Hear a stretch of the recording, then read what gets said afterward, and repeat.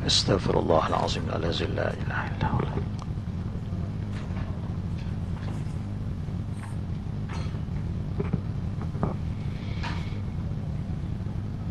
Assalamualaikum warahmatullahi wabarakatuh. A'udzubillahi samii'il 'aliim minasyaitonir rajim. Bismillahirrahmanirrahim. Alhamdulillahi rabbil alamin. Wassalatu wassalamu ala asyrafil anbiya'i wal mursalin sayyidina Muhammadin wa ala alihi wa sahbihi ajma'in. Subhanaka la ilma lana illa ma 'allamtana innaka antal alimul hakim. Rabbi shrah li sadri wa yassir li amri wahlul 'uqdatam min lisani yafqahu qawli. Wala haula wala quwwata illa billahil aliyil azim. Muslimin muslimat yang dirahmati Allah, alhamdulillah summa alhamdulillah. Syukur kehadirat Allah Subhanahu wa taala kita dapat meneruskan dalam siri kuliah pengajian yang telah diaturkan, dan insya-Allah mudah-mudahan kita mengharapkan kerahmatan dan keredaan Allah Subhanahu wa taala insya-Allah. Sampai kita pada bab yang ke-40 muka surat 161, iaitu bab yakhruju rajulun minan nari zahaqa. Yakhruju rajulun minan nari zahfan. Itu hadis yang menceritakan seorang lelaki yang keluar daripada neraka dengan mengesot. Mengesot ni maksudnya mengesot lah. Esot. Keluar daripada neraka, mengesot. Tu. Dan ini hadis cerita ni. Ya. Jadi dalam bab ini ada banyak hadis. Kita baca satu daripadanya, kemudian kita tengok huraian dia macam mana. Hadis yang ke-67. An Abdullah bin Mas'ud qala qala Rasulullah sallallahu alaihi wasallam inni la a'rifu akhir ahli an-nar khuruja rajulun yakhruju minha zahfa fayaqulu ya Rabb faqad akhadha an-nasu al-manazila qala fayuqalu lahu intaliq fadkhulil jannah qala fayazhabu liyadkhula fayajidu an-nasa faqad akhadhu al-manazila fayarji'u fayaqulu ya Rabb qad akhadha an-nasu al-manazila qala fayuqalu lahu atazkuru az-zamana allazi kunta fihi fayaqulu na'am fayuqalu lahu tamanna qala fayatamanna fayuqalu lahu fa inna laka ma tamannaita wa asharata adha'afid dunya qala fayaqulu ataskharu bi wa antal maliku qala falaqad ra'aitu Rasulullah sallallahu alaihi wasallam dhahika hatta badat nawajizuhu. Hadis hasan sahih. Panjang hadisnya. Maknanya lebih kurang ialah daripada Abdullah bin Mas'ud katanya. Telah bersabda Rasulullah sallallahu alaihi wasallam bahwasanya aku tahu akan akhir ahli neraka pada keluarnya lelaki yang keluar daripadanya mengesot. Orang yang keluar daripada neraka akhir sekali ialah seorang lelaki yang keluar dengan cara mengesot. Mengapa dia boleh keluar daripada neraka? Sebab dia orang ahli tauhid. Sebab tu Nabi kata man qala la ilaha illallah dakhala jannah. Siapa yang mengakui bahawa Allah sebagai Tuhan semasa di dunia, maka dia akan masuk surga, dakhala jannah. Dia masuk neraka kerana apa? Kerana dosa dia lah. Dah habis proses dosa semua, dah habis. Akhir sekali Allah Ta'ala keluarkan dia daripada dalam neraka. Rupanya ada lelaki terakhir, bukan perempuan terakhir. Lelaki terakhir keluar daripada neraka tu masuk surga dengan mengesot. Maka berkata ia, ya Tuhanku, sungguhnya telah mengambil orang akan tempat-tempatnya. Dia kata, ya Allah, dan surga tu penuh orang dah, tempat aku tak ada. Dia tak lambat, dia last sekali. Macam orang datang last sekali ke surau lah, lambat, tak ada tempat lah. Bukan surau ni banyak tempat. Surau lain sudah penuh. Macam kat Masjidil Haram, kita kan kalau terlambat hari Jumaat kan tak ada tempat. di Masjidil Haram orang pergi umrah, orang pergi haji, kalau hari Jumaat, kalau pergi pukul 11 pakai tak ada tempat lah. Orang pukul 9 dah penuh dah.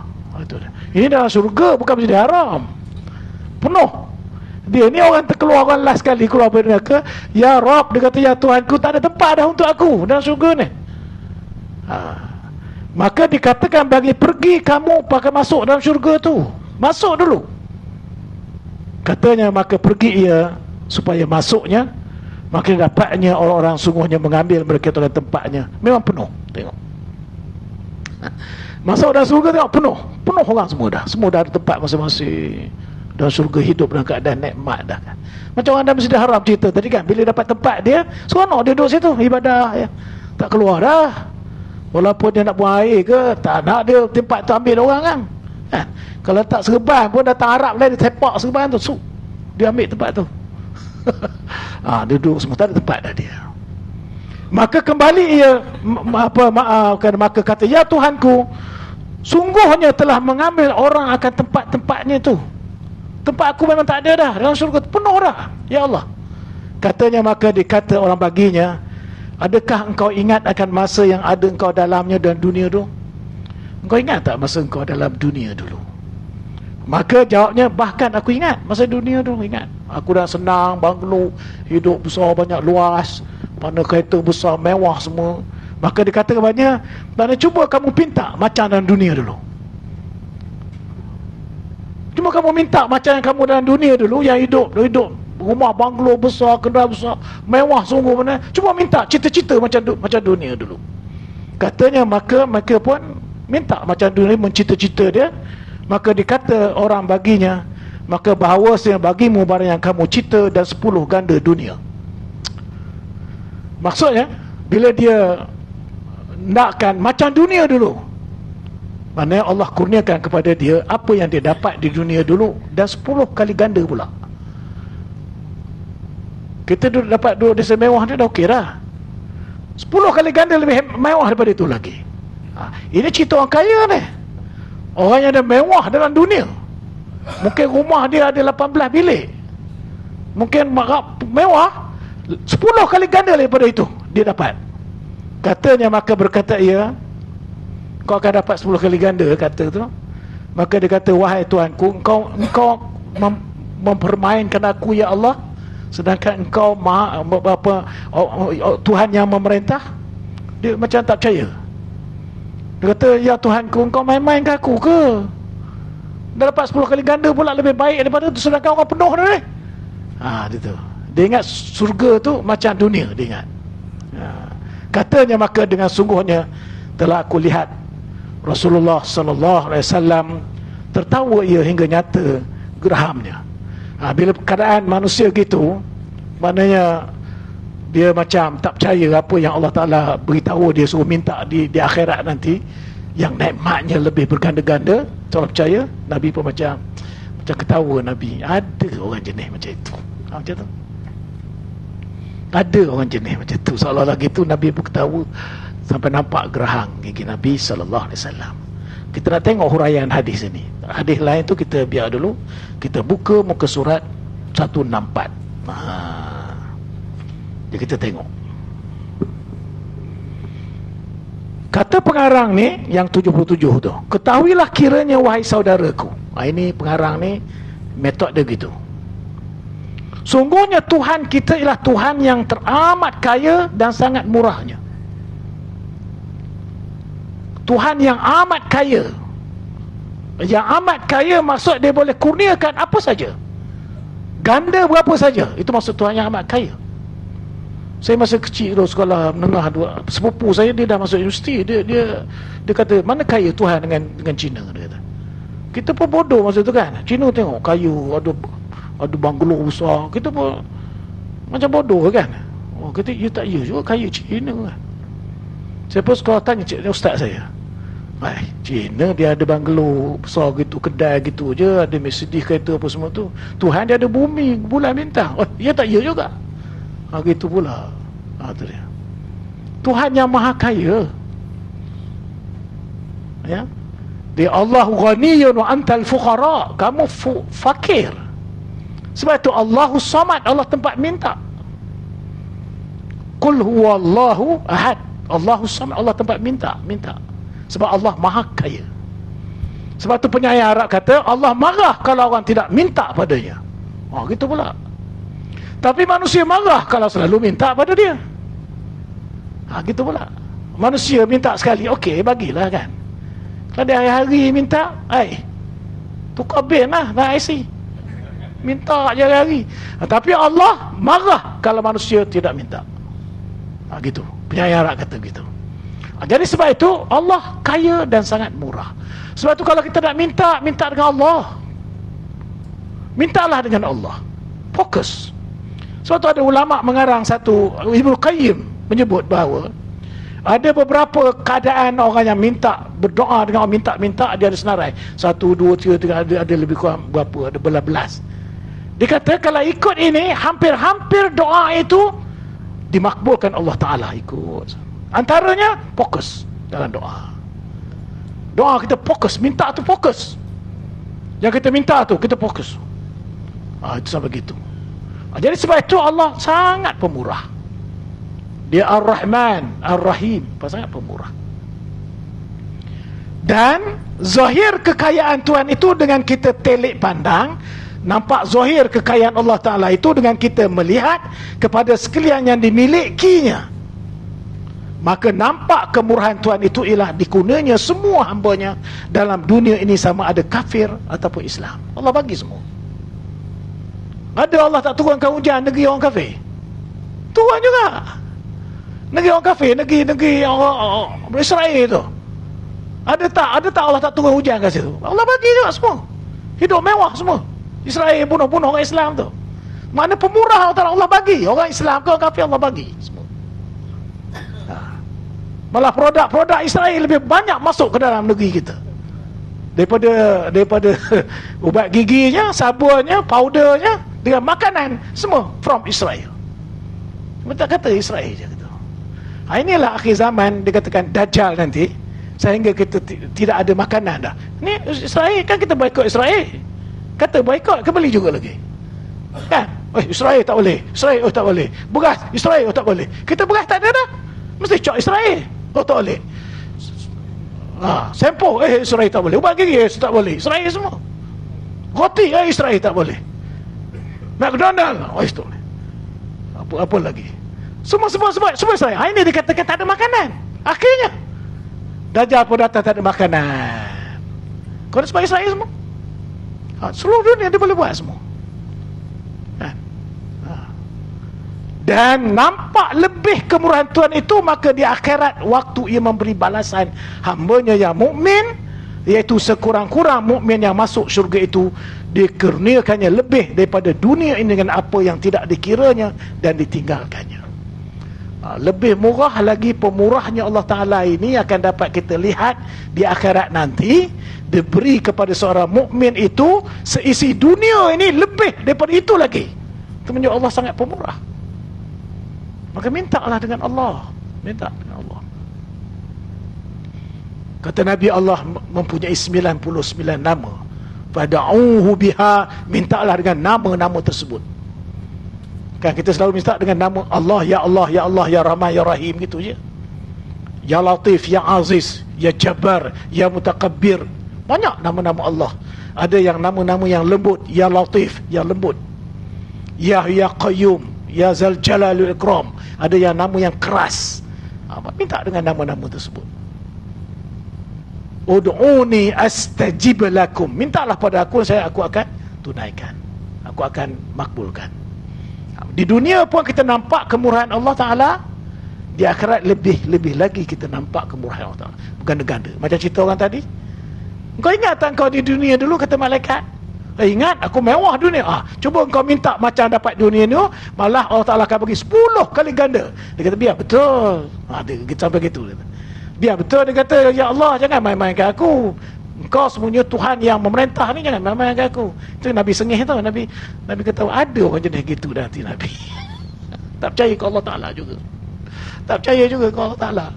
Kan Allah Ta'ala kata, aku akan bagi 10 kali ganda nikmat macam dunia tu. Biar betul, Ya Allah. Tak percaya ke Allah Ta'ala juga. Di dunia lebih lagi tak percaya. Kalau di akhirat pun Allah Ta'ala nak bagi masuk surga pun dia tak percaya juga. Sebab itu mana kena minta pada Allah Ta'ala. Demikianlah ada tersebut dalam khabar daripada Nabi, seperti dalam hadis yang dikeluarkan oleh Abu Isa At-Tirmizi. Imam Tirmizi keluar hadis ini. Kita baca sekali lagi hadis yang tadi. An Abdullah bin Mas'ud qala Rasulullah sallallahu alaihi wasallam, inni la'arifu akhir ahli nar khurujan rajulun yakhruju minha zahfan.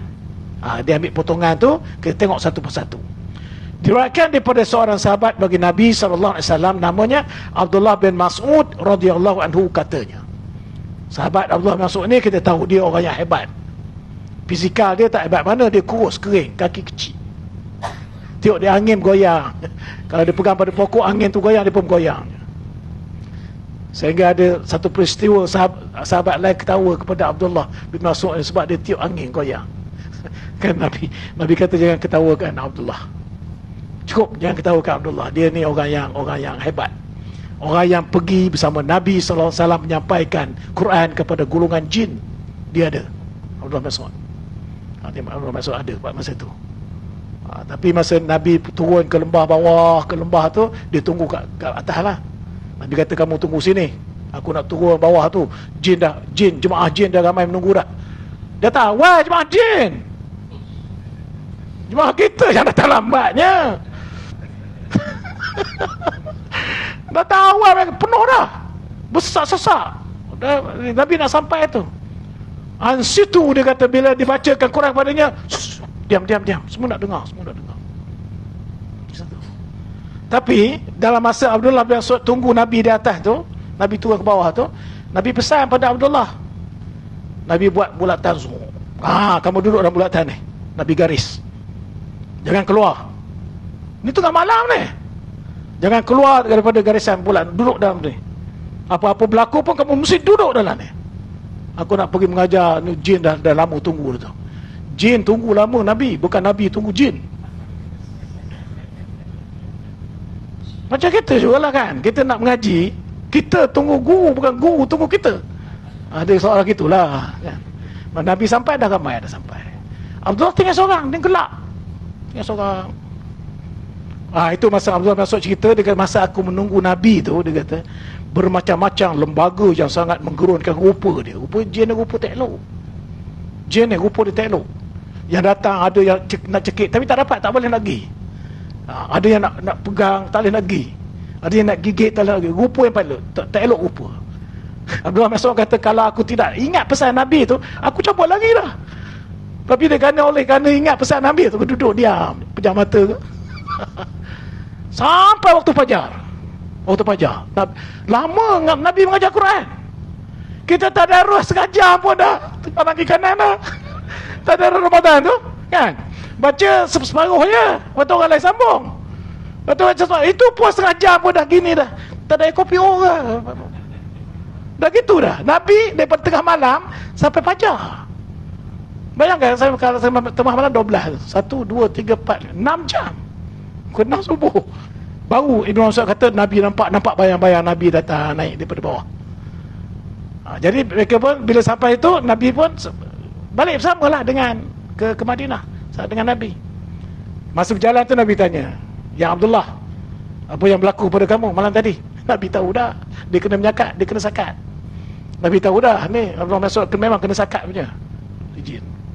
Nabi ceritalah, dia cerita gini bawa water pagar, tapi dia tak boleh. Tu dia cerita, kalau bukan engkau ya Rasulullah beritahu pesan pada aku, tak lari, aku lari dah. Tapi Nabi kata kalau kamu lari, kalau kamu keluar daripada aku buat garisan tadi, maka nescaya kamu akan dibinasakan oleh golongan jin tu. Maknanya ada golongan jin yang belajar, ada golongan yang tak belajar, jahat ada juga. Macam kita lah, bukan semua duduk mensuruh belajar. Ada juga race ke motor kat luar tu, sama je bendanya jin dengan manusia ni.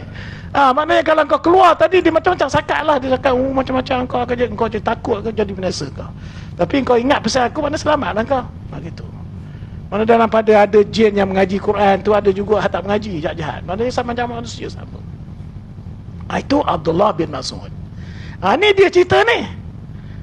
Dia kata Abdullah bin Mas'ud, dia kata Telah bersabda Rasulullah SAW, dia beritahu Nabi, sungguhnya aku ketahui akan akhir ahli neraka pada keluarnya dari dalam neraka itu. Nabi kata aku tahu. Bagaimana Nabi tahu orang yang terakhir keluar dari neraka? Wahyu. Bukan Nabi ahli nujum, negara pak belalang, tak. Nabi dapat wahyu. Itu Nabi kata aku tahu. Sesungguhnya orang terakhir sekali keluar daripada dalam neraka ada seorang lelaki, iaitu seorang lelaki mukmin, beriman. Sebab tu dia boleh keluar daripada dalam neraka. Boleh keluar orang mukmin, orang beriman. Orang kafir selama-lamanya dalam neraka. Orang munafik selama-lamanya dalam neraka. Sebab dia ada iman. Orang beriman masuk neraka juga, masuk neraka. Kenapa? Kerana dia mati tak sempat bertaubat. Dosa dia banyak, masuk neraka nak balas dosa tu, baru keluar sekali, keluar pula daripada dalam neraka masuk dalam surga. Kata Nabi, aku tahu. Orang yang terakhir sekali aku tahu. Allah wahyu pada dia. Iaitu kata Nabi yang terakhir keluar daripada neraka itu, seorang mukmin keluar ia daripadanya dengan mengesut. Ditulis itu pungkoknya. Pungkok apa maksud orang utara? Siapa orang Kedah ni? Pungkok maksud pungkok. Pungkok lah, pungkok kan. Mengesut dengan pungkok, mengesut. Jangan mengesut. Begitu cara keluar daripada dalam neraka. Nabi kata. Fayaqulu, sambung daripada hari tadi. Ya Rabb, qad akhadha an-nasul manazila. Qala fayuqalu lahu intalik fa'adkhulil jannah. Qala fayazhabu liyadkhula fayajidun nas qad akhazul manazila. Wayarji'u fayaqulu ya Rabb qad akhadha an-nas qad akhadha an-nasu manazila. Maka berkata ya Tuhanku, dia kata, sungguhnya telah mengambil orang-orang ramai akan tempat-tempatnya dalam syurga. Bila dia keluar daripada neraka tadi, mengesot, dia pun Nabi cerita, orang lelaki tadi beritahu, ya Tuhanku, sesungguhnya tempat-tempat aku telah diambil orang ramai dah penuh dalam syurga. Maka di mana lagi hamba dapat tempat supaya dapat hamba bersenang diri? Senang. Tak ada tempat dah untuk sekolah nak senang duduk. Dalam neraka dah penuh. Sebab pun dikata orang itu demikian kerana ia menurut kira-kira fikirannya dan agak sangkanya sebagai ia dalam dunia. Dia ingat macam dalam dunia dulu. Kalau ada penuh tak boleh masuk. Dia ingat gitu. Dia ingat surga tu macam dunia tu. Itu sebab tu dia kata gitu. Ya Tuhanku, mana tempat aku lagi nak duduk? So semua penuh dah dalam syurga. Tiba-tiba rupanya di sana lain daripada dalam dunia. Syurga ni lain daripada dalam dunia. Lain. Walaupun umpamanya jenis makanan, contohnya dalam dunia sebut sama, laban, susu. Di syurga ada susu. Dunia kita ada laban, susu juga. Tapi nama je sama. Rasa, cita rasa, rupa dan dia berlain. Maknanya benda yang tidak pernah didengar oleh telinga, dilihat oleh mata, diterbayang oleh fikiran, itu susu dalam syurga. Semua benda ada diingat, dikata sama dengan dalam dunia, sedangkan tidak. Telah ditentukan Allah kurniaan nikmat yang berganda-ganda bagi orang mukmin di syurga tu. Allah kurniakan nikmat berganda-ganda. Ini ya nikmat yang itu yang tidak pernah dilihat oleh mata, nikmat tu. Kalau jenis dengar pula, jenis dengar yang tidak pernah didengar oleh telinga, nikmat dengar tu. Contoh kita dalam dunia benda dengar, sedap sekali dengar. Sedap betul dengar. Suara apa? Dengar. Siapa? Nyanyi. Daud Kilau. Siapa yang sedap sekali dengar? Sedap betul suara dia. Atau kita dengar orang marhaban, sedap betul suara. Atau kita dengar orang mengaji, sedap betul suara dia. Atau kita dengar suara burung, orang minat burung berebuk dia kan. Cuba dia, sedap betul suara burung-burung ni. Sedap betul dengar. Itu maknanya yang tidak pernah didengar oleh telinga semasa dunia. Yang paling sedap tu apa dia? Tak pernah. Itu bagi orang mukmin, ganda. Mata pula lihat apa yang kita kagum, kita melihat dengan mata. Gunung Kinabalu, apa yang kita kagum? Atau kita pergi di mana tempat nampak cantik betul pemandangan, di mana? Kashmir. Apa lagi yang cantik lagi dalam? Banyak lagi, bukan Kashmirnya. Kan? Apa lagi? Kagum kita tengok, cantik sungguh.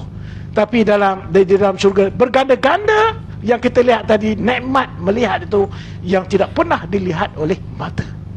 Mata dia. Apa yang kita fikirkan? Seronok.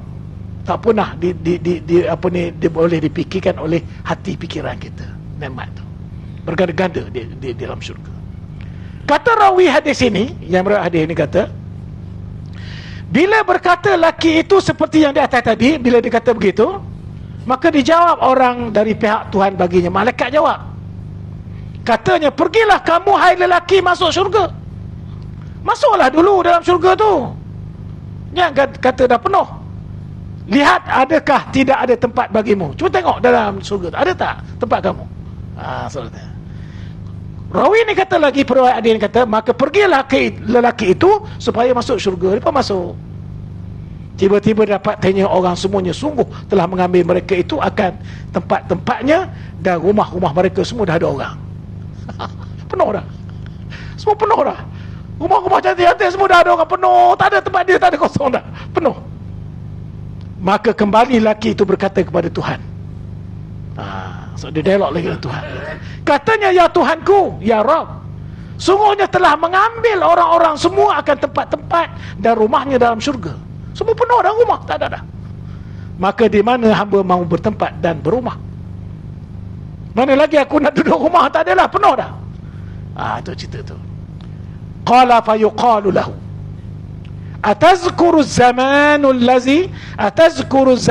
allazi kunta fih? Fayaqulu na'am.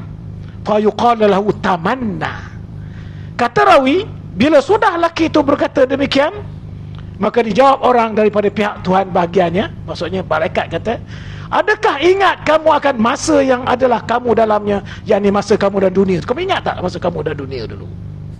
Dia kata, apakah yang kau ingat akan bersedapan dunia itu? Kau ingat tak masa kamu seronok di dunia itu? Mewah kamu dia, kau ingat tak? Maka dijawabnya, bahkan, naam, betul, bahkan aku ingat, ya Tuhanku. Banyak aku ingat nikmat di dunia itu, banyak. Maka dikatakan kepadanya, citalah kamu. Cita tu maksudnya mintalah. Itu cita tu, cita nanti, mintalah sebarang apa terlintas pada dirimu daripada mahligai besar dan taman-taman dan wanita perempuan yang bagus-bagus dan kebun-kebun dalamnya daripada segala nikmat. Minta semua tu yang kamu nak. Apa dia? Semua minta. Qala fayatamanna fayuqalu lahu fa inna laka ma tamannaita wa asyrata adhafad dunya. Kata rawi, maka dia pun mencitalah. Dia minta. Lelaki itu akan apa yang diingatnya dan yang terlintas dalam hatinya, semua dia ingatlah dalam dunia tu. Minta apa saja. Maka dikatakan baginya daripada pihak Tuhan. Malaikat kata, itukah banyaknya kamu cita? Banyak tu je ke? Pada Allah Ta'ala kata, banyak tu je kamu minta. Padahal dia minta seisi dunia dah tu. Banyak tu je. Maka bahawasanya, ambil bagimu barang yang kamu cita itu dan 10 kali ganda. Allah Ta'ala kata, ambil, digandakan jadi 10 yang kamu minta-minta tu, 10 kali ganda. Qala fayaqulu ataskharu bi wa antal malik. Bila Allah Ta'ala kata kata dapat 10 kali ganda tu, kata rawi, apakala dengar oleh laki akan kata sebelah pihak Tuhan seperti itu, maka berkata ia, adakah engkau mempermainkan denganku dengan buat cakap padahal engkau Tuhan yang merentang alam ini? Tidak patut. Maknanya macam nak ejek-ejek aku, dan diperhinakan hamba yang hina dengan kata hendak dari 10 kali ganda dunia. Kalau soal gitu, tak yakin juga lagi. Ini jenis orang tak yakin Allah Ta'ala di dunia dulu, di akhirat tak yakin juga. Sedangkan Allah Ta'ala beritahu dah, melalui malaikat beritahu dah dia, engkau minta Allah akan guna kamu 10 kali ganda. Dia kata, ya Allah, janganlah main-mainkan aku, ya Allah. Kau macam nak hina-hina aku je. Ya, betul ke gitu? Soalah gitu. Dia sampai gitu. Ya, ini yang menyebabkan Nabi ada orang jenis gitu. Tapi dia beriman. Sebab tu dia keluar daripada neraka. Sebab pun lelaki tu berkata demikian itu bagi Tuhan, kerana tercengangnya, hairannya 10 kali ganda. Kenikmatan dunia dulu 10 kali ganda. Itu tercengang tu. Dan hairannya akan barang yang tiada dia terima dan tiada dia nampak pada akal dia. Masa tu tak boleh terima akal. 10 kali ganda banyak tu. Soalah gitu. Dan demikian itu maka berkata-kata ia kepada Allah Ta'ala demikian. Sebab tu dia kata macam tu, ya Tuhanku, janganlah kau kata-kata macam ngejek aku pula, betul ke? Seolah gitu. Mana kata kita ni, biar betul, seolah gitu. Tapi ni Allah nak kurniakan. Jadi bila peristiwa itu berlaku, jadi qala falaqad ra'aitu Rasulullah SAW dahika hatta badat nawajizhu. Kata Abdullah bin Mas'ud, dia kata bila Nabi cerita demikian, maka aku nampak lihat akan Rasulullah SAW itu Nabi ketawa.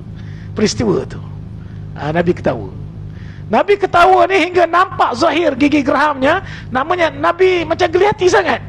Peristiwa orang yang jadi macam ni ketawa, nampak nak gigi geram, termamang, dia kata hati-hatinya akan lelaki itu berkata yang demikian itu bagi Tuhan.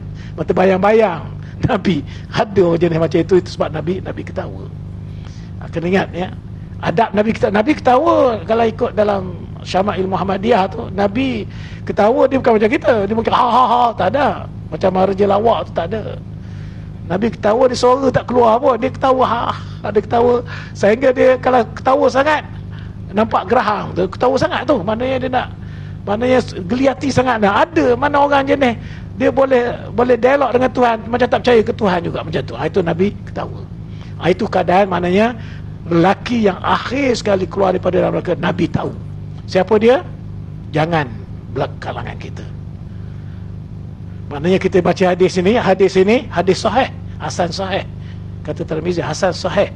Maknanya bila dicerita gini, Nabi kata masa saya baca tadi ada terasa jangan-jangan aku yang akhir tu. Ada? Semua tak ada. Semua kata bukan aku tu, orang lain. Semua kita kata gitu. Semua kita kata ini bukan aku ni orang lain ni. Mungkin orang Perak ke, mungkin bukan orang sini. Kita kata mungkin orang Kelantan ke, bukan orang sini ni, orang lain ni. Kita kata kan. Maknanya bila kita baca hadis ni, kita kata janganlah aku orang terakhir tu. Jangan. Sebab masuk surga ni ada yang cepat, ada lambat masuk surga. Keluar daripada neraka gitu juga. Ada cepat, ada lambat. Macam orang kena penjara lah. Orang punya penjara, tengok kesalahan dia macam mana. Berapa tahun dindong ada pengampunan sikit, keluar awal sikit kan. Ada bukan gitu. Ada yang lambat, ada tak ada keluar. Macam tu lah. Mana keadaan, mana penjara di atas muka bumi ini ibarat neraka di akhirat nanti. Begitulah keadaan dia. Jadi maknanya bila kita baca hadis ini, kata Abu Isa, hadis ini hasan lagi sahih, ke maknanya dalam hati kita, janganlah ya Allah yang Nabi cerita ni orang terakhir itu aku, janganlah.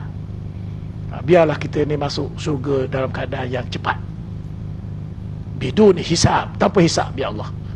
Kita nak gitu.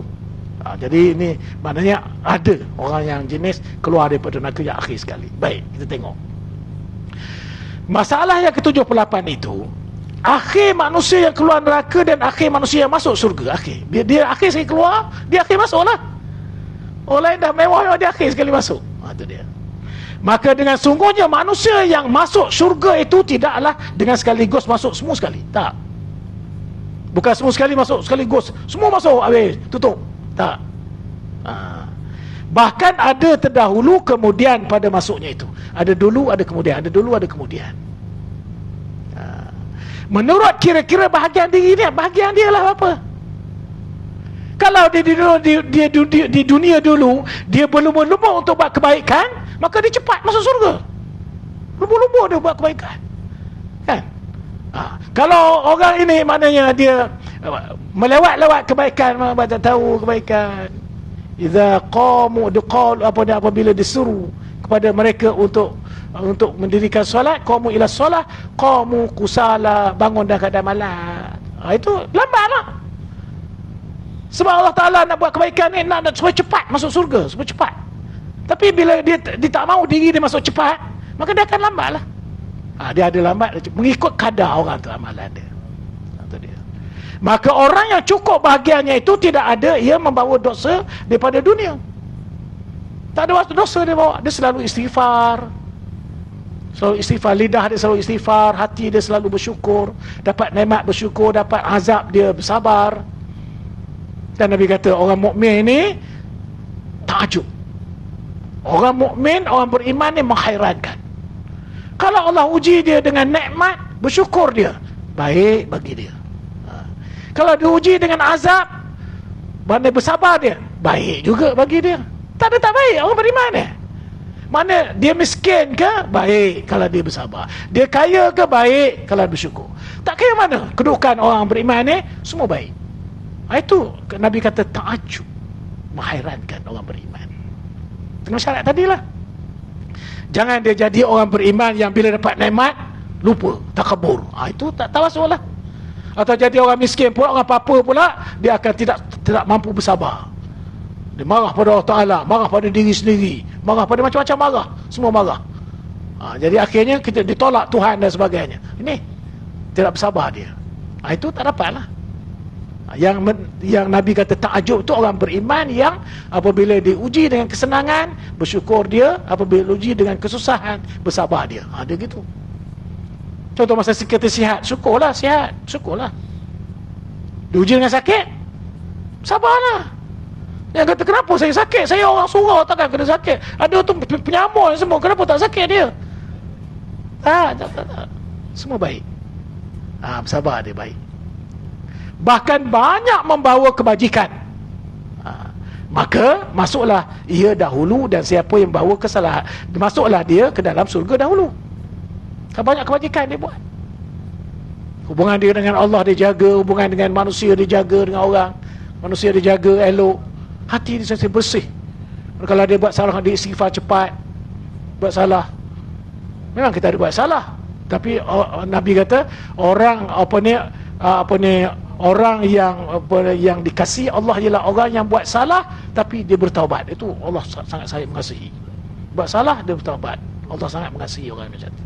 Ada orang macam ini, dia dululah masuk surga. Dan siapa yang membawa kesalahan, maka dia dibersihkan kesalahan itu dengan seksa dulu. Dia mati bawa kesalahan, bawa dosa. Sebab dia beriman, orang ini dia kena masuk surga juga sebab dia beriman. Untuk dia boleh masuk surga, kena bersih dulu dosa tu dulu. Dan di akhirat tempat bersih dosa, nerakalah. Ini Nabi kata orang terakhir sekali ni, dia beriman, dia pernah. Sebab tu Nabi kata, mana yang man qala la ilaha illallah dakhala jannah, itu maksud dia akan masuk surga juga. Sebab tu Nabi suruh talqin orang yang nak mati, laqinu mautakum la ilaha illallah. Talqinkan orang yang hampir nak mati dengan la ilaha illallah, supaya dia boleh masuk surga walau macam mana pun. Begitu. Talqinkan orang masuk. Mana orang yang terlibat dengan orang yang selalu orang mati ni, kena tahu benda ni. Macam bomba penyelamat kan? Bila ada aksidennya, orang panggil, datang, dia pun datang tengok orang tu dah. Takkan dia nak kata mengucap tak gitu. Orang tu mengucap tu. Dia ajar la ilaha illallah. Mungkin jururawat, mungkin doktor. Orang yang menghadapi mati sentiasa. Kita ni 3 tahun mungkin tak sekali mati. Itu pun orang dah mati, kita tengok tu orang hampir mati tu. Macam yang orang selalu ada orang mana, orang doktor biasa kan, jururawat, orang mati. Macam bomba tu, contoh polis ke apa kan, dia aksiden, dia datang awal, tengok orang tu cungak. Apa dia nak buat? Tengok di Islam, la ilaha illallah, talqinkan dulu. Maknanya bawa dia supaya ya Allah masukkan dalam syurga, ya Allah masukkan dalam syurga. Gitu. Sebab tu kita biasa orang bawa sini, orang dah mati, dah mandi, dah mati bawa. Itu pun kita doa juga. Allahumma fillahu warhamhu wa'afihi wa'fu anhu waqrim nuzulahu wa wasi' madakhalahu waghsil bil ma'i wal saji wal barad wa naqi minal khotoya. Kan kita doa, ampunkanlah dia, rahmatilah dia ya Allah, mandikanlah dengan air yang sejuk ya Allah, masukkanlah dia dalam, jauhkanlah dia daripada azab kubur ya Allah. Doa kepada orang sama Islam. Baik ni. Sebab tu dia kata, orang yang bawa kesalahan dan diseksa, maka jadi lambat dia masuk syurga. Kemudian dia masuk syurga. Demikianlah orang yang keluar daripada neraka itu. Orang keluar daripada neraka sama juga. Mana berdahulu, kemudian juga kira-kira menurut habis seksanya dan kesalahannya. Kalau orang yang ada dosa sikit yang boleh seksa, dia sekejap je lah. Tapi sekejap pun kita kena ingat, satu hari di akhirat Berapa lama dunia? Ibn Abbas kata 1000 tahun dunia. Satu hari di akhirat 1000 tahun dunia. Kita hidup tak sampai 1000 tahun. 1/4 tahun, 1/4 daripada 1000 pun tak. 60, 70, 80, 90, 100 pun jarang dah. Gitu ya. Satu hari di akhirat 1000 tahun di dunia. Maknanya, maka orang yang banyak kesalahannya, lamalah ia tinggal dalam neraka. Dan orang yang sedikit kesalahannya, tidak lama ia dalam seksanya, kemudian masuk ia ke dalam syurga. Itu akhirnya masuk dalam syurga juga. Hingga jadi berlaku ada yang keluar dari neraka itu ke akhir daripada sekalian orang. Dua masuk syurga akhir sekali daripada sekalian orang tadi. Demikianlah tersebut dalam khabar seperti dalam hadis yang dikeluarkan oleh Abu Isa Tirmizi dengan katanya. Ini hadis ini berdahulu, ada yang dahulu, ada kemudian, ada dahulu keluar daripada dalam mengikut dosa yang dibawa. Sebab itu kita minta Allah Ta'ala, maknanya kita mati kita dalam keadaan makna baik, maksudnya kita sempat bertaubat, itu maksudnya. Allahumma khtim alaina, Allahumma khtim lana bi husnil khatimah, tu keadaan baik, sempat taubat. Orang yang sempat bertaubat, orang yang lidahnya sentiasa bertaubat. Astaghfirullah, astaghfirullah, astaghfirullah, astaghfirullah. Gitu. Okay, azan. Siapa yang menang tadi? Tak ada? Awak pun kalah? Nombor 4. Orang nombor 4 azan. Dah mas. Azan. Orang nombor 4 pun kira okey tu. Orang semua masuk 4 orang je.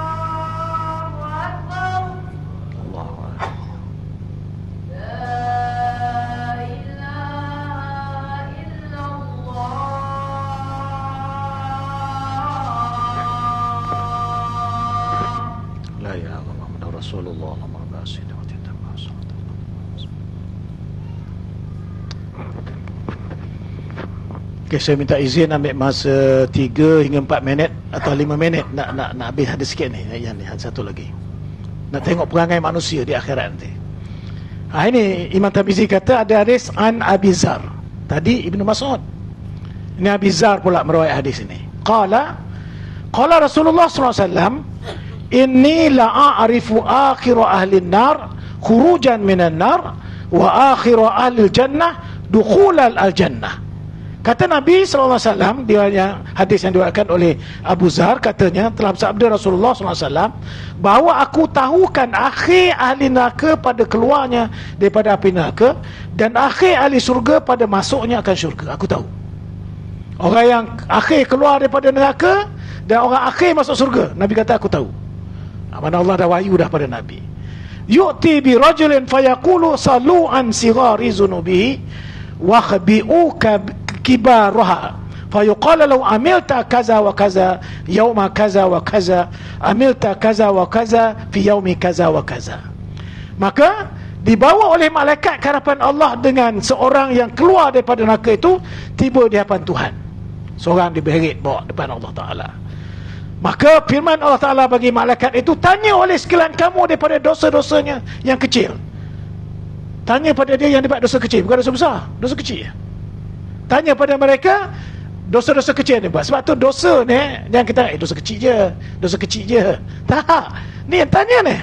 Allah Ta'ala kata pada malaikat, tanya pada mereka tentang dosa kecil yang dibuat. Maka sukacita, mana sekalian kamu dosa-dosa yang kecil-kecil supaya dapat sukacita, supaya dia gembira. Kemudian daripada itu, dan sembunyikan yang ni, tak usah zahirkan dosa-dosa yang besar-besar dia perbuatnya pada masa dan dunia dulu. Mula-mula Allah Ta'ala kata tanya dia tentang dosa kecil. Dosa besar yang dia buat tu jangan dulu.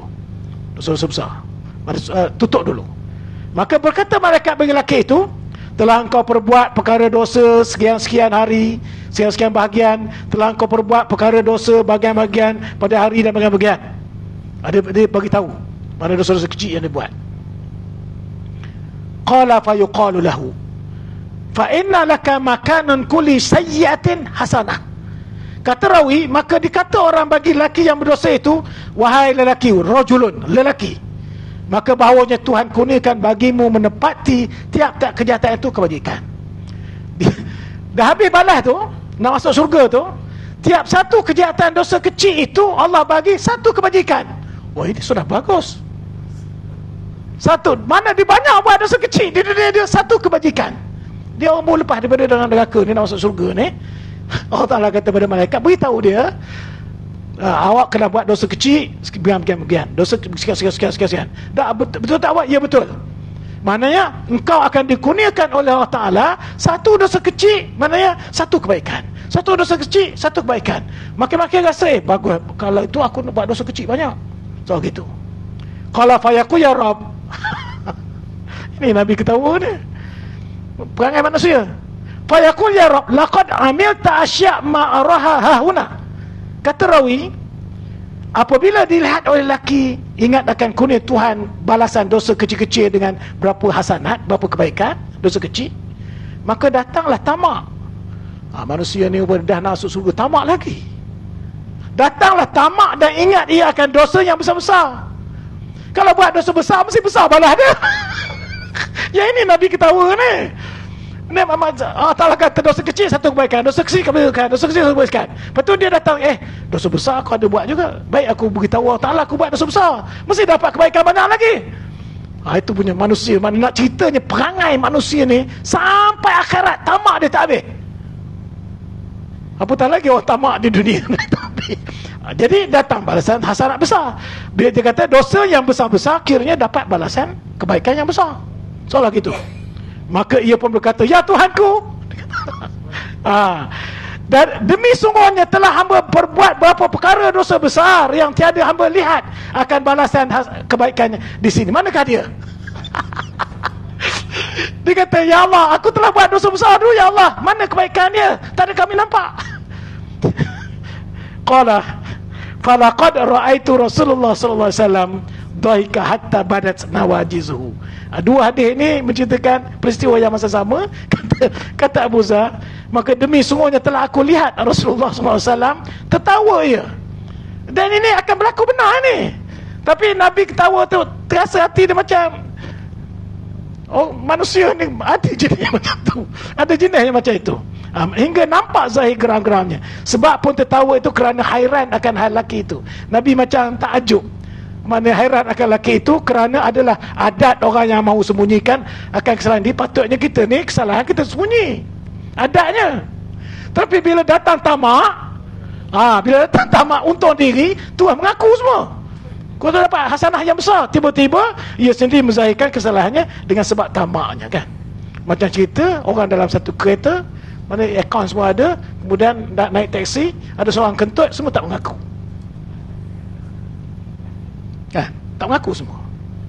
Sampai ke stesen, semua bayar, kemudian dia kata, orang kentut ni tak bayar lagi. Saya dah bayar. Oh, dia lah kentut rupanya. Baru tahu. Begitulah manusia. Jadi kita jangan sampai sampai tamak. Dua peristiwa ini Nabi cerita tentang keadaan Nabi pun ketawa, kita pun cerita ketawa. Mana mudah-mudahan kita bukan golongan orang jenis macam itu. Jadi itu dikatakan orang yang terakhir keluar daripada syurga, daripada neraka, dan orang terakhir sekali masuk dalam syurga. Dan insya-Allah akan datang, maknanya kita baca hadis yang lain pula berkaitan dengan orang yang bertauhid masuk neraka sampai menjadi arang dimakan api neraka itu. Orang yang ada iman dibalas dalam neraka itu bahkan jadi arang dulu, baru boleh masuk syurga pula. Kita sampai situ dulu insya-Allah. Mudah-mudahan kita berkata Allah Taala. Sekian, wassalamualaikum warahmatullahi wabarakatuh. Bismillahirrahmanirrahim. Alhamdulillahirabbil alamin, wassalatu wassalamu ala asyrafil mursalin wa ala alihi wa sahbihi ajma'in. Iftah alaina ya Allah futuhal arifin warzuqna fahman nabiyyin wa hifzal mursalin wa imanal muttaqin birahmatika ya arhamar rahimin. Allahumma tahhir qulubana minan nifaq wa a'malana minar riya wa alsinatana minal kazib wa a'yunana minal khiyanah innaka ta'lamu kha'inatal a'yun wa ma tufi sudur.